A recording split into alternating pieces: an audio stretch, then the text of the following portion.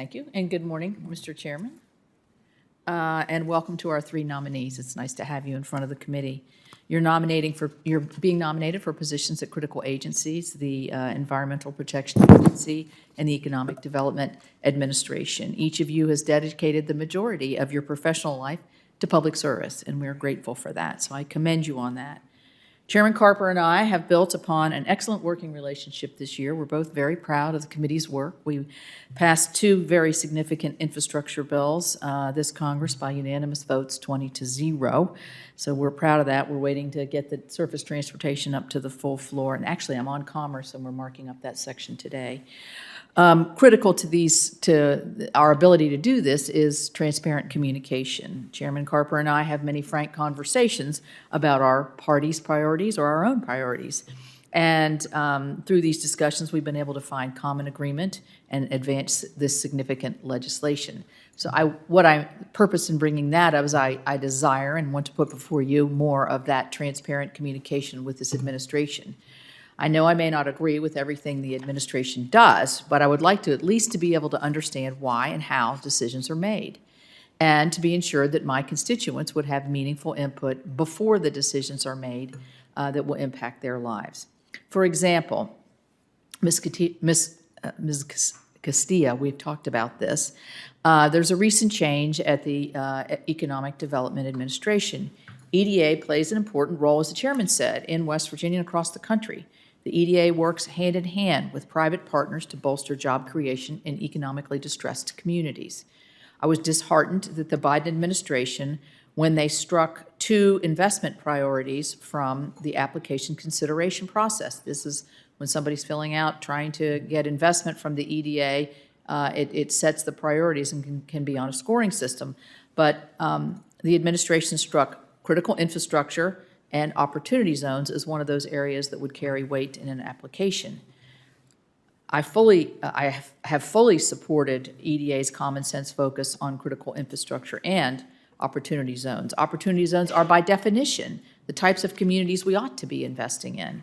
And infrastructure projects such as roads, water, wastewater, and broadband are key to driving economic growth. And I don't need to tell anybody here, this is obviously a big topic in front of the Senate and has been for the White House as well. For instance, earlier this year, the EDA provided $1.75 million to the airport in Raleigh County, West Virginia, the chairman's home county. Why did I pick that?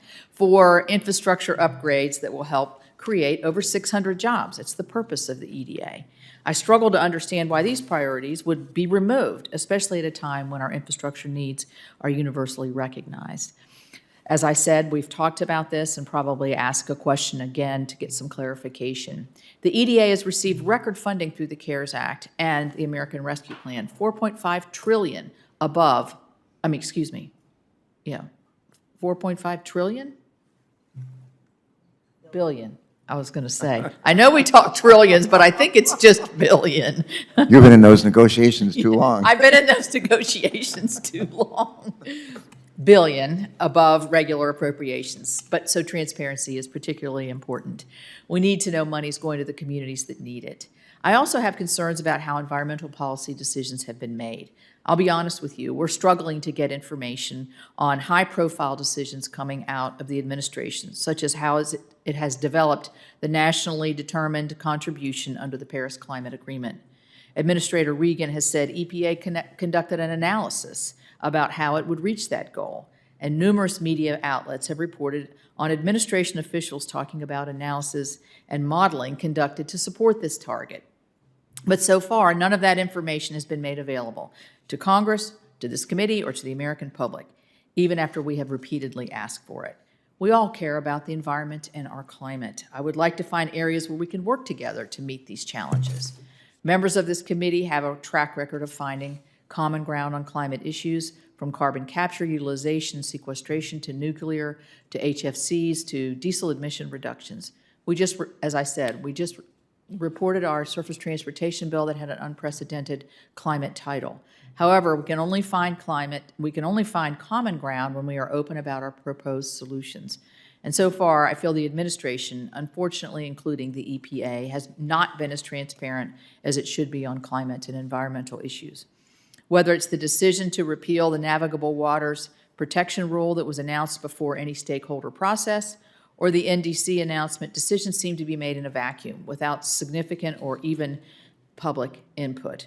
This worries me. I try to stay positive, as the chairman knows, I try to be real positive, but I hope it's an oversight and not intention and something that we can improve on. Mr. Prieto and Ms. Nishida, you have both have very impressive management experience in the federal government. I look forward to hearing from you some of the lessons learned from your past experience and ideas for improving transparency. Thank you, Chairman, for the hearing, and I look forward to the testimony.